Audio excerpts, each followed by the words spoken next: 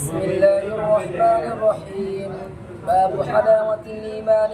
وبه قال حدثنا محمد بن المثنى قال حدثنا عبد الوهاب الثقفي قال حدثنا أيوب عن أبي قلابة عن أنس رضي الله عنه وعنهم عن النبي صلى الله عليه وسلم قال: ثلاث من كن فيه وجد حلاوة الإيمان: أن يكون الله ورسوله أحب إليه مما سواهما، وأن يحب المرء لا يحبه إلا لله، وأن يكره أن يعود في الكفر كما يكره أن يقذف في النار، أو كما قال عليه الصلاة والسلام.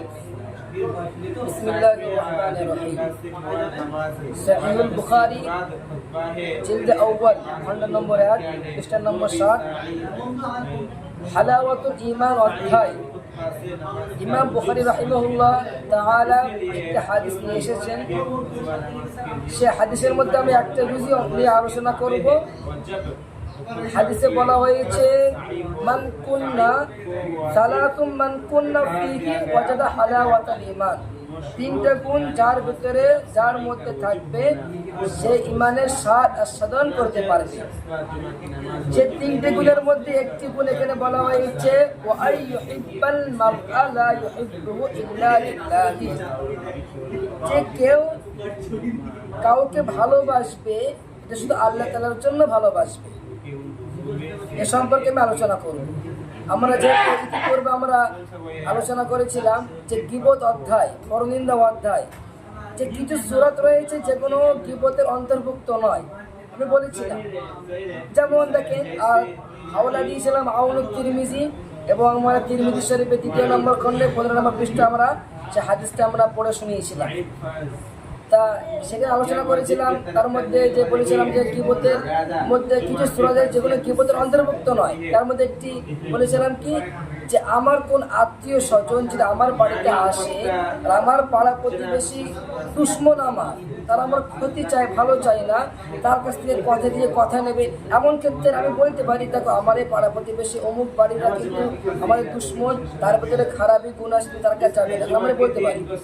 এমনভাবে আমাদের আমার সন্তান আছে, আমার মেয়ে আছে, কিংবা আমার ছেলে আছে, আমার ছেলের সাথে আমি বলতে পারি অবশ্যই যে অমুক বাড়ি যাবে না, অমুক বাড়ির মেয়েরা বদমাইশ, তারা ছেলে বদমাইশ, আমরা বলবো এবং গীবতের মধ্যে গীবতের অন্তর্ভুক্ত হবে না।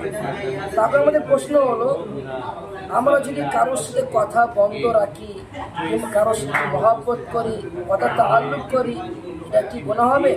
অবশ্যই গুনাহ তো অবশ্যই হবে। আল্লাহ নিষেধ করেছেন, কথা বন্ধ করা যাবে না।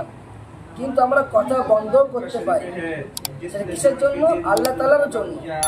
আমার কাছে একটা কিতাব আছে সহিহ বুখারীর মানে সারা নাসরুল বারি 1 নম্বরের খণ্ড, এটা এখানে একটা হাদিসও লেখা আছে। আর হাদিস আমরা দেখতে পারি ওটা হচ্ছে আবু দাউদ শরীফে আছে। সেখানে হাদিসতে লেখা আছে মান আহাব্বা লিল্লাহি ওয়া আবগাদা লিল্লাহি ওয়া আতা লিল্লাহি মান আহা লিল্লাহি ফাকাদ ইসতাকমালাল ঈমান। এখানে বলা হয়েছে কেউ যদি কেউ কাউকে ভালোবাসে আল্লাহর জন্যই ভালোবাসে, আর কেউ দুশ্মনী করেছে কারোর সাথে আল্লাহর জন্যই দুশ্মনী করেছে, আল্লাহর জন্য কথা তাআল্লুক করেছে। তারপরে আরো কটা মানে বলেছে, ওইদিকে আমি যাবো না। তারপরে লাস্ট বলছে ফাকাদ ইসতাকমালাল ঈমান।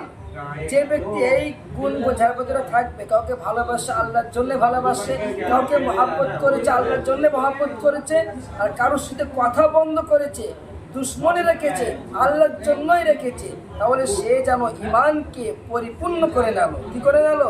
ঈমানকে পরিপূর্ণ করে নিল। তো আজকে আমরা যেহেতু বুঝতে পারলাম যে কারোর সাথে আমরা কথা বন্ধ রাখতে পারি, সেটা আল্লাহর জন্য হতে হবে, দুনিয়ার দিক থেকে নয়। অনেকে আমরা যে হাদিসটা পড়ে রেখেছি যে মানে কি কারোর সাথে কথা তাআল্লুক করা যাবে না, সম্পর্ক বিচ্ছেদ করা যাবে না, হ্যাঁ সেটা অবশ্যই, ওটাও হাদিস। ওটা দুনিয়ার দিক থেকে বলা হয়েছে। আমরা যদি আখিরাতে মানে আল্লাহ তাআলার জন্য আপনি মানুষের সাথে সম্পর্ক করছেন, সম্পর্ক করার কারণে আপনি আল্লাহ থেকে বঞ্চিত হয়ে যাচ্ছেন, তাহলে সেই ক্ষেত্রে তার সাথে সম্পর্ক আপনি ছিন্ন করতে পারেন। যেহেতু সে দুশমন, তার সাথে আপনি থেকে সে এমন কাজ করে শরীয়তের বিরুদ্ধে কাজ করে, যাই হোক বিরুদ্ধে কাজ করে, সে খারাপ কাজ করে, আপনি তার সাথে দুশমনী রেখেছেন আল্লাহ তাআলার জন্য, আর তার সাথে আবার মহব্বত করছেন আল্লাহ তাআলারই জন্য, যে আমি তার সাথে কথা বলি, সম্পর্ক করি, হতে পারে সে একদিন হিদায়াত পাবে, সে আমার মানে বড় ভাই প্রভাবিত হবে, সে একদিন ঈমান কবুল করবে, নামাজ হবে, আপনি রাখতে পারেন। আপনার আশঙ্কা আছে আমি তার সাথে কথা বলি, তার সাথে সম্পর্ক করি, তাহলে আমি বদমেশ হয়ে যাব, আমি আমি আল্লাহ থেকে বঞ্চিত, আল্লাহর মহব্বত আমার থেকে দূরে সরে যাবে, আমি চোর ডাকাত এসব যে গুণ খারাপ করে আমার ভেতরে চলে আসবে, সেক্ষেত্রে আপনি দুশমনে রাখতে পারেন, এতে কোনো গুনাহ হবে না, বরং আল্লাহ রাসূল বলেছেন সেজন্য ঈমানকে পরিপূর্ণ করে নেন। আল্লাহ রাব্বুল আলামিন আমাদের সকলকে এই হাদিসকে বোঝার তৌফিক দান করে, আমিন ইয়া রাব্বাল আলামিন।